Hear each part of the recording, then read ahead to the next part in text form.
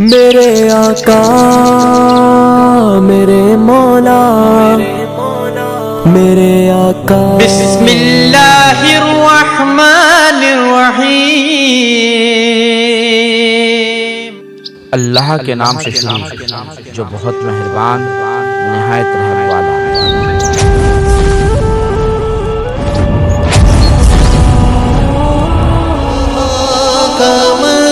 سب کہا کی دولت قسم خدا کی کہ ہے حقیقت جنہیں بلایا ہے مصطفیٰ نے وہی مدینے کو جا رہے ہیں جنہیں بلایا ہے مصطفیٰ نے وہی مدینے کو جا رہے ہیں بنے گا کب بہانا لگے گا کوئی دیوانہ چلو نیازی تمہیں مدینے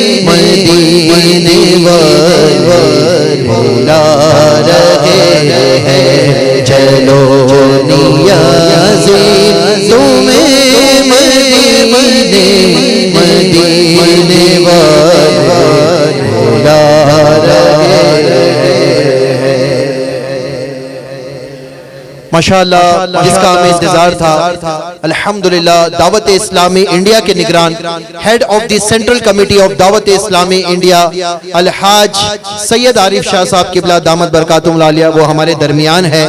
الحمدللہ ایک آل رسول ہے، ایک حاجی بھی ہے، اور آپ کو جان کر خوشی ہوگی کہ یہ راہ خدا کے مسافر بھی ہے۔ جی ہاں، ابھی یہیں سے یہ انٹرنیشنل ایئرپورٹ جائیں گے اور 4 بجے کی کم و بیش ان کی ساؤتھ افریقہ کے لیے آج فلائٹ ہے، اور سید صاحب نے اپنا بڑا قیمتی وقت ہمیں دیا ہے۔ ساؤتھ افریقہ بھی یہ الحمدللہ دین کے کاموں کے لیے اللہ کی رحمت سے جا رہے تو، اور آج کا ٹاپک حج، جنت میں لے جانے والا سفر۔ الحمدللہ ایک آل رسول کی زبانی ہم سننے جائیں گے۔ میری آپ سب سے درخواست ہے برائے کرم توجہ کے ساتھ آپ نے یہ سننا ہے، برکتیں حاصل کرنی ہے کہ ایسی محفلوں میں، ایسے اجتماعات میں قسمت کا ستارہ چمک اٹھتا ہے، بخشش بھی ہوتی ہے، مغفرت کے پروانے الحمدللہ تقسیم ہوتے ہیں، اور کیا جب کسے مدینے کا بلاوا آ جائے، کسے حج کی سعادت مل جائے۔ تو میں آپ سب سے ریکویسٹ کروں گا دل جمعی کے ساتھ آپ نے شرکت کرنی ہے، تھوڑی دیر کے لیے اللہ نے چاہا بڑی برکتیں حاصل ہوگی۔ جو پیچھے ہیں میں ان سب سے بھی ریکویسٹ کروں گا کہ پلیز آگے کی طرف آ جائے، رائٹ اینڈ لیفٹ سائڈ کچھ کرسیاں ہماری خالی ہے کیونکہ انٹرنس کی طرف جو نا بھیڑ ہو رہی ہے نا، تو آگے آپ پلیز جو ہے وہ آ جائے۔ معزز مہمانوں کے لیے الحمدللہ کرسیوں کا، آگے صوفے کا بھی انتظام ہے، تو برائے کرم ضرور تشریف لائیں۔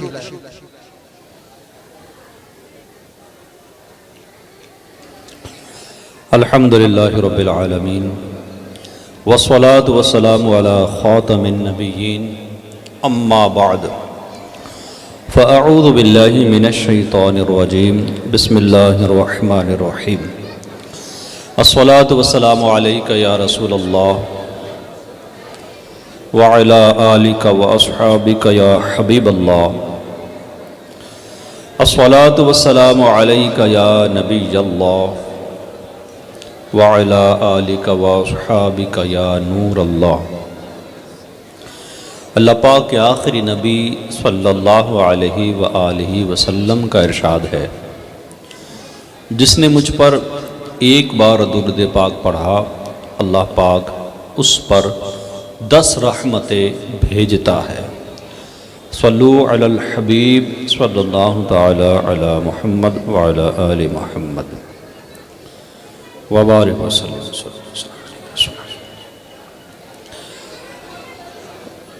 حدیث شریف ہے، نیت المؤمنی خیر من عملہ، مسلمان کی نیت اس کے عمل سے بہتر ہے۔ تو اب اچھی نیتیں کیا کیا ہو سکتی ہے وہ کر لیں۔ سب سے بڑی، سب سے اہم نیت یہ ہے کہ میں یہاں بیٹھا ہوں اور جو سنوں گا وہ اللہ پاک کی رضا کے لیے سنوں گا انشاءاللہ تعالی۔ جو کچھ سنوں گا بہت توجہ کے ساتھ سنوں گا، اور جو یاد رہا اسے کسی عالم دین سے کنفرم کرانے کے بعد اسے آگے پہنچاؤں گا انشاءاللہ الکریم۔ انشاءاللہ 10:35 تک میرا ذہن ہے کہ میں کچھ عرض کروں، پھر اس کے بعد میں یہاں سے رخصت ہو جاؤں گا۔ دنیا میں آپ نے بھی بہت سے سفر کیے ہوں گے، میں نے بھی کیے ہیں، اور بہت سے لوگ کرتے چلے جا رہے ہیں۔ بعض نے ایسے سفر کیے کہ ان کے سفر نے انہیں بہت منافع دیا، اور انہوں نے اپنے دنیاوی لحاظ سے ایک اچھی کمائی کما لی، اور اس سفر کی وجہ سے انہوں نے اپنا گھر بنایا، بنگلو بنایا، گاؤں میں پراپرٹی خریدی، یا بمبئی میں کچھ خرید لیا، یا جہاں کہیں ہے وہ خرید لیا۔ اب اس سفر کی برکت سے اب یہ جو آوازیں آ رہی ہے تو میں یہاں سے عرض کرتا ہوں، سب سے اول یہ ہے کہ جو چپ کرانے والے ہیں وہ چپ ہو جائے، جو خاموش کرانے والے ہیں یہ خاموش ہو جائے۔ میری آواز جو آ رہی ہے اسلامی بہنوں کو بھی، اسلامی بھائیوں کو بھی، ان سے ریکویسٹ ہے کہ جو خاموش کرانے والے ہیں وہ خاموش ہو جائے، وہ اپنے آپ انشاءاللہ سب خاموش ہو جائیں گے، جس کو جگہ ملے گی وہ بیٹھ جائے گے۔ اور ایک بار ریکویسٹ کر رہا ہوں، جو خاموش کرانے والے ہیں وہ خاموش ہو جائے انشاءاللہ، جس کو بولنا ہے بولنے دیجیے گا، جس کو سننا ہے سننے دیجیے گا، آپ خاموش ہو جائیے گا۔ صلو علی الحبیب صلی اللہ علیہ وسلم۔ تو بات اپنی یہ چل رہی تھی کہ دنیاوی سفر نے ہمیں اور ہمارے ساتھ بہت سو کو بہت کچھ دیا، کسی کو گھر دیا، کسی کو زمین دی، کسی کو کاروبار دے دیا، کسی کو کچھ دیا، کسی کو اچھے کھانے دے دیے، ویل سیٹ لائف ہو گئی، کوئی عمدہ کپڑے پہننے والا بن گیا۔ یہ سفر کی وجہ سے ہوا، اور ظاہر ہے کہ سفر کرنے سے تجربات بھی بڑھتے ہیں، ترقی بھی سفر سے ہوتی ہے۔ کسی نے من پسند کھانے کھا لیے، کسی نے اپنی پسندیدہ کار خرید لی، کسی نے اپنے پسندیدہ کپڑے پہن لیے، وغیرہ وغیرہ، ایک لمبی فہرست ہے۔ مگر ہم نے دیکھا ہے، آپ نے بھی دیکھا ہوگا کہ اپنا پسندیدہ گھر، اپنا پسندیدہ گھر جو اتنی لمبا ٹریول کر کے، سفر کر کے، منافع کما کر جو بنایا تھا، اس کے دو انجام ہوتے ہیں۔ یا تو وہ گھر ہمارے سامنے ہی ویران ہو جاتا ہے، ٹوٹ پھوٹ کا شکار ہو جاتا ہے، یا پھر اس میں رہنے والا یا اسے بنانے والا اسے گھر کو چھوڑ کر چلا جاتا ہے، قبر میں اتر جاتا ہے۔ اس کے علاوہ کچھ اور نتیجہ ہو تو بتا دیجیے گا۔ ریپیٹ کرتا ہوں بات، جو گھر ہم نے بنایا، بڑی محنتوں سے بنایا، اس کے دو انجام ہوتے ہیں۔ یا تو وہ گھر بنانے والے کے سامنے ہی ٹوٹ پھوٹ کا شکار ہو کر ویران ہو جاتا ہے، یا پھر بنانے والا یا اس میں رہنے والا اسے چھوڑ کر چلا جاتا ہے، ممکن ہے کہ قبر میں ہی چلا جائے۔ یہ بھی دیکھا ہے کہ جس نے بڑی ارمانوں سے کار خریدی، وہ کار بھی ایک دن بیکار ہو ہی جاتی ہے، گیرج میں پڑی رہ جاتی ہے۔ جس نے پسندیدہ کھانے کھائے، ان کھانوں نے اس کو بڑی بڑی بیماریاں دے دی، کولیسٹرول لیول ہائی کر دیا، اس کا بی پی بڑھا دیا، اس کو شوگر دے دیا، بہت کچھ اس کو دے دیا۔ یہ آپ کا بھی تجربہ ہوگا اور میرا بھی تجربہ ہوا۔ اور پھر اس سچائی کو کون جھٹلا سکتا ہے کہ پسندیدہ لباس بھی ایک دن بوسیدہ ہو ہی گئے اور بدن سے اتارے ہی گئے اور اسے وہی جو فٹ پاتھ پر دم توڑنے والے لاوارث لاشیں کو پہنا کر دفن کیا جاتا ہے، وہی کپڑا یا اس سے ملتا جلتا کپڑا پہنا کر اس کا قصہ خلاص کر دیا جاتا ہے، تمام ہو جاتا ہے۔ آج ایک ایسے سفر کی آپ نے داستان سنی ہے جو عموماً میں اور آپ دنیا میں دیکھ رہے ہیں۔ آئیے اب ایک ایسے سفر کی بات سنتے ہیں جو ہمارے مقصود تک ہم کو پہنچا دیتا ہے، جو ہمارا مطلوب ہمیں جس سے حاصل ہو جاتا ہے۔ اس سفر کی بات کرتے ہیں جس کی کمائی سے وہ گھر ملتا ہے جو کبھی فنا نہیں ہوتا، جس میں کوئی دکھ نہیں ہے، جس میں کوئی رنج نہیں ہے، جس میں کوئی پریشانی نہیں ہے، جس میں کوئی بلا، جن، جادو، سانپ، بچھو، مچھر اس طرح کے معاملات نہیں ہے۔ آج اس سفر کی بات کرتے ہیں اے پیارے اسلامی بھائیوں، جس کے بعد وہ اعلیٰ قسم کے کھانے ملتے ہیں جس کے ہر لقمے میں 70 قسم کے ٹیسٹ ہو گئے۔ ہر لقمے کے کتنے؟ پہلا لقمہ اٹھایا 70 قسم کے ٹیسٹ اس کو ایٹ اے ٹائم محسوس ہوئے۔ دوسرا لقمہ اٹھایا پھر 70، تیسرا اٹھایا پھر 70، اور وہ بھوک کی وجہ سے نہیں کھائے گا بلکہ وہ لذت پانے کے لیے کھائے گا۔ بھوک تو اس کی میدان محشر میں ہی ختم ہو گئی ہے، جب سیدنا مولا علی کے ہاتھ سے جام ملا ہوگا، یا حضرت عثمان کے ہاتھ سے جام ملا ہوگا، یا حضرت فاروق اعظم یا حضرت صدیق اکبر، ہمارے خلیفہ اول سیدنا صدیق اکبر، خلیفہ دوم سیدنا فاروق اعظم، خلیفہ دوم سیدنا عثمان غنی، اور چہرم حضرت مولا علی، یا حضور صلی اللہ علیہ وسلم کے ہاتھوں جسے جام کوثر ملا ہوگا، تو وہ کوثر کا جام پیتے ہی اس کے بھوک کو پیاس سب ختم ہو گئی۔ اب جنت میں جو بھی پیے گا کھائے گا اس وہ مزے لینے کے لیے کھائے گا، ٹیسٹ کے لیے کھائے گا۔ اے پیارے اسلامی بھائیوں، اس سفر کی بات کریں جس کی برکت سے ایسے لباس ملیں گے جو کبھی پرانے نہیں ہوں گے، جو کبھی پھٹیں گے نہیں، جن میں کبھی بدبو نہیں آئیں گے، جو کبھی بوسیدہ نہیں ہوں گے۔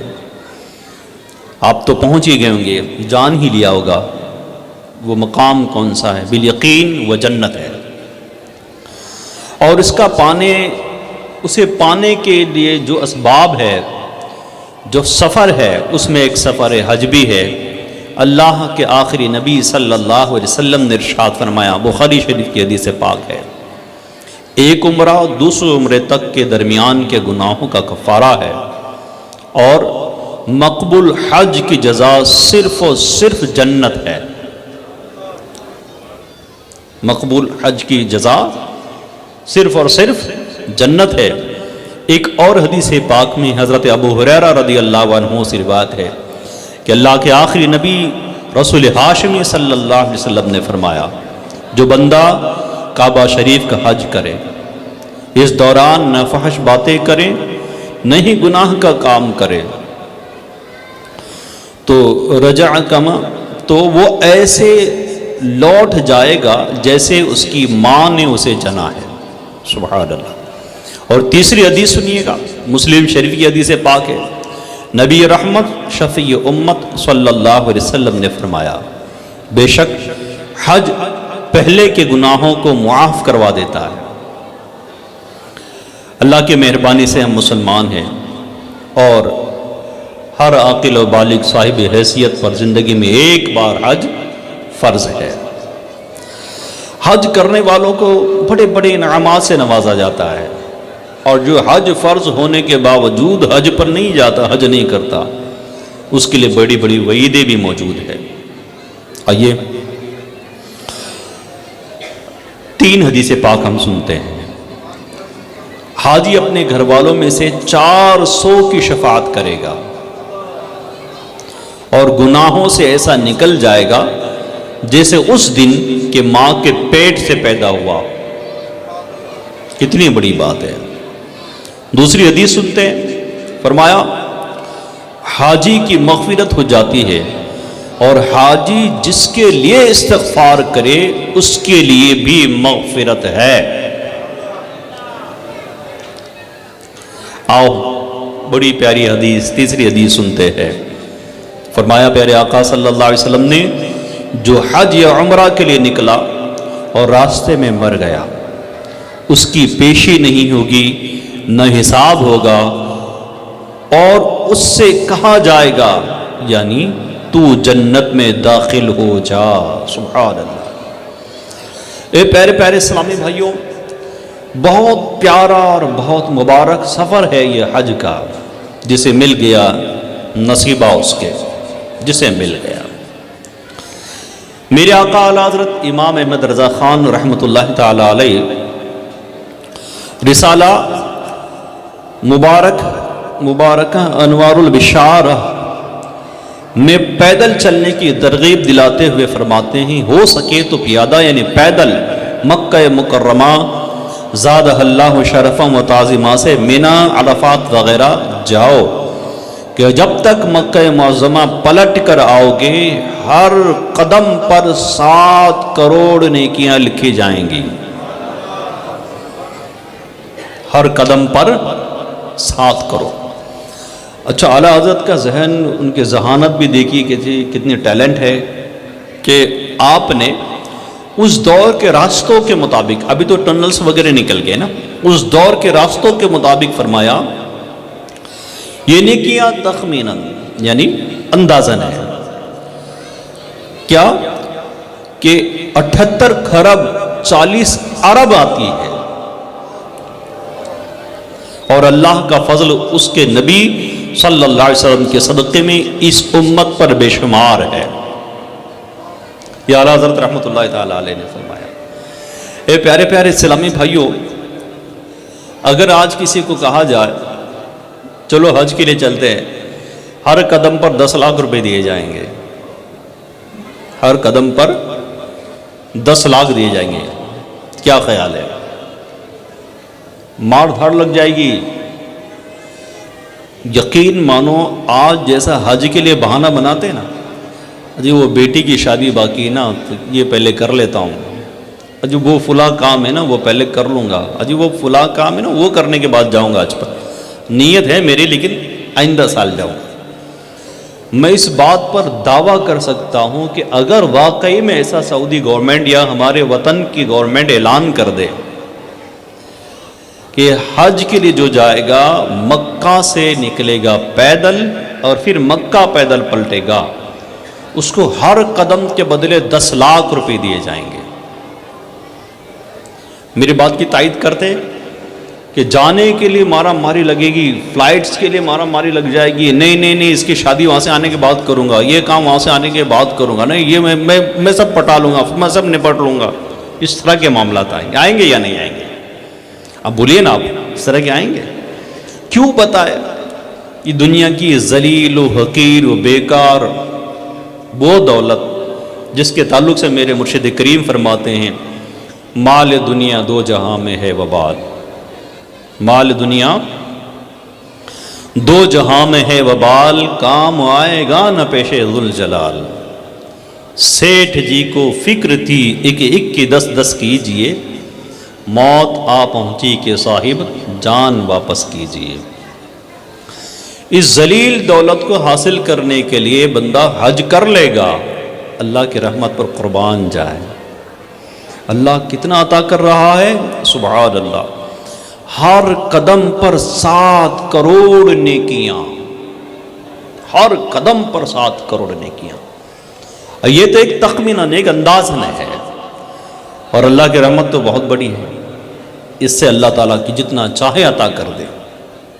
اے میرے پیارے اسلامی بھائیوں، جو پیدل حج کرتا ہے بڑا سرور آتا ہے، بہت سرور آتا ہے۔ فرمان مصطفیٰ صلی اللہ علیہ وسلم ہے، جب حاجی سوار ہو کر آتے ہیں تو فرشتے ان سے مصافحہ کرتے ہیں، جب حاجی سوار ہو کر آتے تو فرشتے ان سے مصافحہ کرتے ہیں، اور جو پیدل چل کر آتے ہیں فرشتے ان سے معانقہ کرتے ہیں۔ چلو عرفات چلتے ہیں وہاں حاجی بنیں گے ہم، چلو عرفات چلتے ہیں وہاں حاجی بنیں گے ہم، گناہ سے پاک ہوں گے لوٹ کر جس دم چلیں گے ہم، گناہ سے پاک ہوں گے لوٹ کر جس دم چلیں گے ہم۔ اب تھوڑا سا دیکھیں اس سفر میں کرنا کیا ہوتا ہے، عرفات پہنچ کر کیا کرنا ہے ہمیں؟ دعائیں کرنی ہے۔ مینا مزدلفہ میں کیا کرنا ہے ہم نے؟ دعائیں کرنی ہے۔ یعنی یہ سمجھ لے کہ پورا سفر مانگنے والا ہی ہے، بندہ مانگتا ہوا ایک ہی کام ہے عرفات میں، کیا ایک ہی کام ہے، نمازیں پڑھو اور مانگتے رہے اللہ یہ عطا کر دے، اللہ یہ عطا۔ تھک جائے بندہ مانگ مانگ کر، تھک جائے مانگ مانگ کر، بس مانگنے کا عبادت ہے، اے اللہ یہ عطا کر دے، فلاں عطا کر دے، فلاں عطا کر دے، فلاں عطا کر دے، فلاں عطا کر دے۔ ہر جگہ دعا، ہر جگہ دعا، ہر جگہ دعا۔ یعنی اللہ تعالیٰ کیا شرف بندے کو عطا کرتا ہے کہ بلا بھی رہا ہے، عطا بھی کر رہا ہے۔ فرمایا جا رہا ہے گویا کہ مانگ، جو مانگے گا مل جائے گا، اور کب تک مانگتا رہے، جتنا دم ہے جتنی طاقت ہے مانگتا رہے، بندہ مانگے جائے مانگے جائے مانگے جائے۔ لیکن بڑی افسوس کے ساتھ میں بات بتاؤں آپ کو، ایسے مبارک مقام پر بھی جہالت کا اندھیرا لے ڈوبتا ہے۔ وہ حاجی موبائل میں لگے رہتے، فلمیں دیکھ رہے ہوتے ہیں، ہاں سیریلز دیکھ رہے ہوتے ہیں، ریلز دیکھ رہے ہوتے ہیں، گانے دیکھ رہے ہوتے ہیں، پتہ نہیں الٹی الٹی حرکتیں کر رہے ہوتے ہیں، بڑا دل چل رہا تھا۔ ارے اللہ کے بندے، یہ تو مانگنے کا مقام ہے، یہ تو جنت مانگنے کا موقع ہے کہ مانگ لے اپنے پروردگار سے۔ تو دنیا کے دوروں پر بھٹکتا پھر رہا ہے بندے، تو قادر مطلق اور اللہ کریم سب سے بڑی بادشاہ کے بارگاہ میں ہے، یہاں مانگ، تو مانگنے کے لیے آیا ہے، اور رحمت کے باری تعالیٰ چھماچھم برس رہی ہے۔ مانگ تجھے ملے گا، مانگ تجھے ملے گا، مانگ تجھے ملے گا۔ اور بندہ کہاں لگا ہوا ہے؟ گناہوں کے کام میں لگا ہوا ہے۔ قرآن کریم میں پارہ 2 سورہ بقرہ آیت نمبر 197 میں جو ارشاد ہوا ہے، بسم اللہ الرحمن الرحیم، فَلَا رَفَثَ وَلَا فُسُوقَ وَلَا جِدَالَ فِي الْحَجِّ۔ تو نہ عورت کے سامنے صحبت کا تذکرہ ہو، نہ کوئی گناہ، نہ کسی سے جھگڑا حج کے وقت تک۔ اس آیت مبارکہ کے تحت صدر الشریعہ بدر الطریقہ حضرت علامہ مولانا مفتی محمد امجد علی اعظمی رحمۃ اللہ علیہ فرماتے ہیں، حج میں تو ان باتوں سے نہایت ہی دور رہنا چاہیے۔ اب سنیے گا کتنی پیاری رہنمائی کرتے ہیں ہماری۔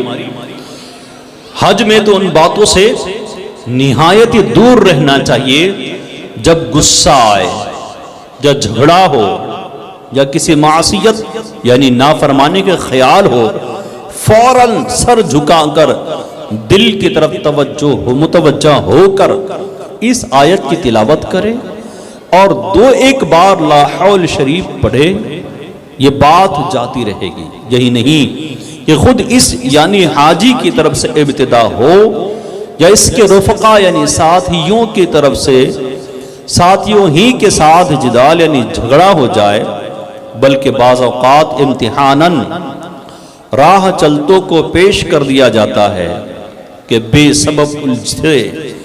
سبب الجھتے بلکہ سب شتم یعنی گالی گلوچ لعن و طعن کو تیار ہو جاتے ہیں۔ ایسے یعنی حاجی کو ہر وقت ہوشیار رہنا چاہیے، یعنی ایسا نہ ہو کہ خدا نہ کرے کہ ایک دو کلمے یعنی جملے میں ساری محنت، روپیہ، پیسہ سب برباد ہو جائے۔ کتنی پیاری بات بیان فرمائی، سنبھل کر پاؤ رکھنا حاجیوں رہے مدینہ ہے، کہیں ایسا نہ ہو سارا سفر بیکار ہو جائے۔ حج، مفتی قاسم صاحب سے میں سن رہا تھا، بڑی پیاری بات بیان کی۔ حج کا سفر ایک پورا پیکیج ہے، پورا پیکیج ہے، پوری تربیت کر ٹریننگ سیشن ہے، پورا کا پورا ٹریننگ سیشن ہے۔ اگر اس کی ایک ایک بات کو دیکھیں گے آپ، حقوق اللہ ادائیگی ہو رہی ہے، فکر ہو رہی ہے، نماز میں نے پڑھنی ہے، نماز میں نے پڑھنی ہے، نماز میں نے پڑھنی ہے، قرآن میں نے پڑھنا ہے، گناہ نہیں کرنا ہے، ٹریننگ ہو رہی ہے، پورے سفر میں یہ ٹریننگ ہے۔ پھر اور کیا؟ حق العبد، حقوق العباد، بندوں کے حقوق نہیں یار، یہ کسی مسلمان کو میرے سے تکلیف نہیں ہونا چاہیے، مجھے تھوڑی کم جگہ مل جائے تو چلے گی، میرے بھائی کو تکلیف نہیں ہونا چاہیے۔ ایثار، اپنی ضرورت کی چیز اپنے بھائی کو پیش کرنا، اس کی ٹریننگ ہو رہی ہے کہ خیمے میں ایسی جگہ کا انتخاب کرے کہ اپنے تکلیف میں آ جائے تو چلے گا لیکن میرا بھائی تھوڑا راحت میں پہنچے۔ پھر خیر خواہی، خیر خواہی، حدیث یاد آ گئی، الدین النصیحہ، دین خیر خواہی ہے۔ اب یہ ٹریننگ ہو رہی ہے، خیر خواہی کرو، درگزر کرو، غصہ آ جائے ٹریننگ ہو رہی ہے، کنٹرول کرو۔ والکاظمین الغیظ والعافین عن الناس واللہ یحب المحسنین، واللہ یحب المحسنین۔ ٹریننگ ہو رہی ہے، اور غصہ پینے والے اور لوگوں سے درگزر کرنے والے نیک لوگ اللہ کے محبوب ہیں۔ آپ دیکھیں پورے سفر میں دو کپڑے ہیں، ایک سے تیبند باندھا ہوا اور ایک بدن پر لپیٹی ہوئی ہے۔ یہاں ٹریننگ ہو رہی ہے کہ یہ زرق برق دنیا، یہ جھنجھلاتی چمچماتی چمچماتی دنیا، یہ ساتھ نہیں آنے والی ہے، یہ ساتھ نہیں آنے والی۔ تیری زندگی دو کپڑوں پر بھی گزر جائے گی۔ قناعت کا درس دیا جا رہا ہے، جو اللہ دے اس پر شکر کرو، جو نہیں ہے اس پر حسرت مت کرو، جو اللہ دے شکر کرو، یہ اللہ کا شکر ہے، اللہ کا شکر ہے، اللہ کا شکر ہے۔ بے صبر مت بنو۔ پھر سبحان اللہ کیا بیان ہو رہا ہے کہ وہ گناہ کے کام نہیں کرنا، وہ نیکی کی طرف آنا، تعاونوا علی البر والتقوی، ہے نا، نیکی اور بھلائی کے کام میں مدد کے لیے فرمایا جا رہا ہے۔ اے پیارے اسلامی بھائیو، پورا سفر حج دیکھ لو، پورا سفر حج دیکھ لو، ہر جگہ ٹریننگ، ہر جگہ ٹریننگ، ہر جگہ ٹریننگ ہے کہ زندگی ایسی گزارنی ہے، زندگی یوں گزارنی ہے، زندگی یوں گزارنی ہے۔ بڑا مبارک سفر ہے، جس سے مقدر ہو گیا ہو گیا۔ میں تو ان کو مبارکباد پیش کرتا ہوں جو حج کے لیے گئے۔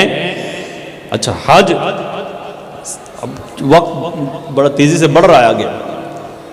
حج سے واپس آنے کے بعد حج قبول ہوا یا نہیں یہ ہمارا عمل بتاتا ہے۔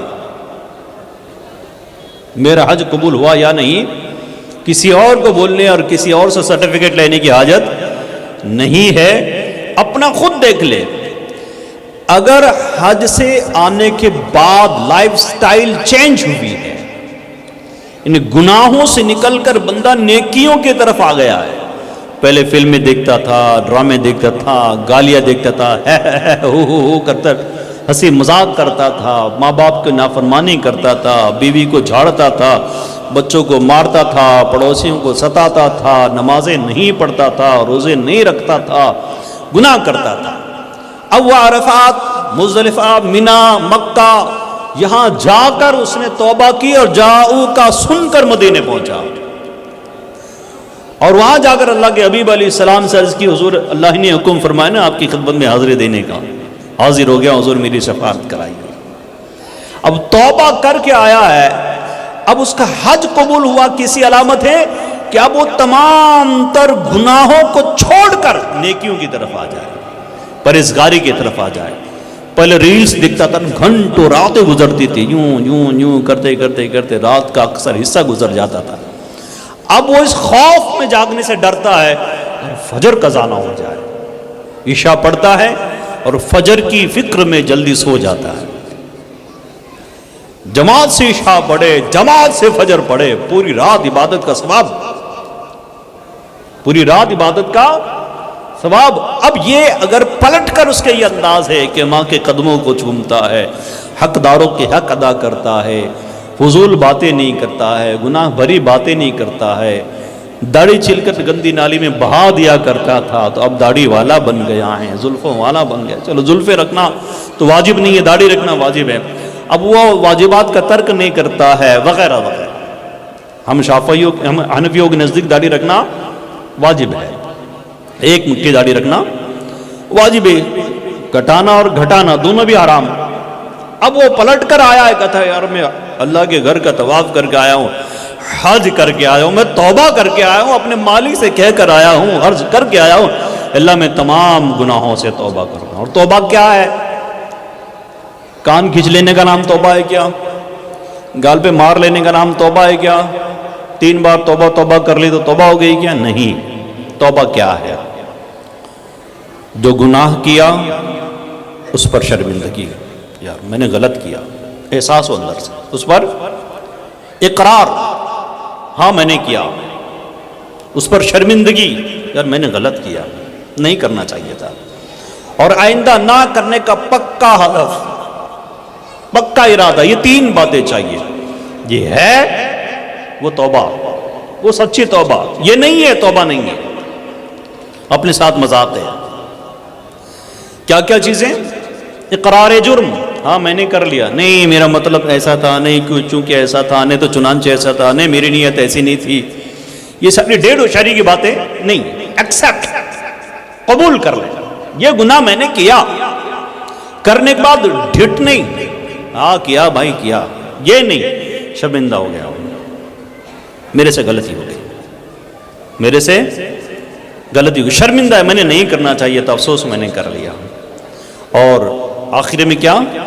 آئندہ وہ گناہ نہ کرنے کا پکا ارادہ. اب یہ 3 چیزیں مل گئی ہوگی تو ہو گئی سچی توبہ. اب مکے میں گیا, سارے گناہوں سے توبہ کر کے آیا, آئندہ گناہ نہیں کرنے کا پکا ارادہ کر کے آیا, تو سبحان اللہ وہ سچی توبہ کر کے آیا, اس کی زندگی الحمدللہ اچھی گزرے گی.